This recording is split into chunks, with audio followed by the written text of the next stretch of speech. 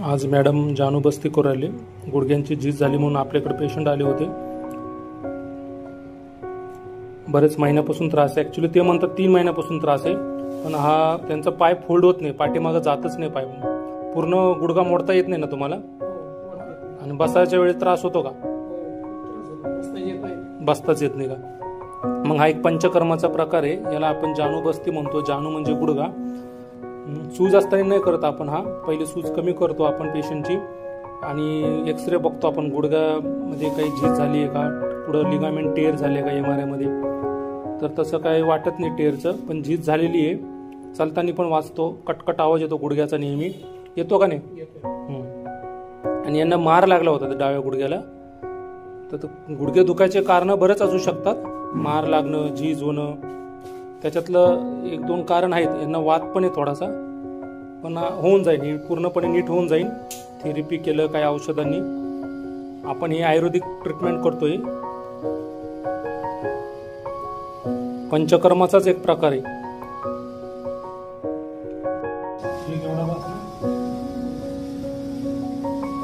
पूर्ण रसा मोकळा होता तो आवाज.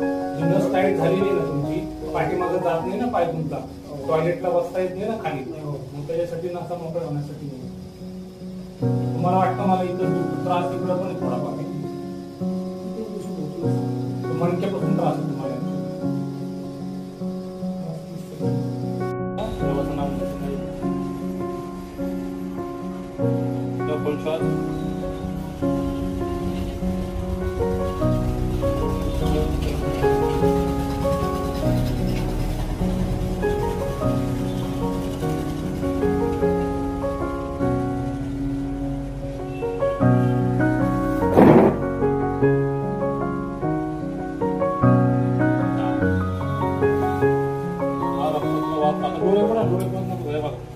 असे दोष निघतात. हे बघा इकडे काळा सुद्धा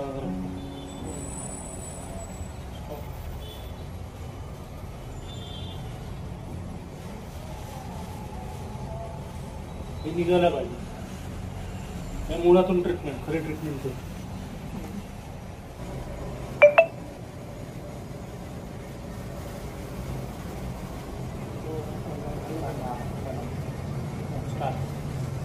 शेप लागलं सांगा.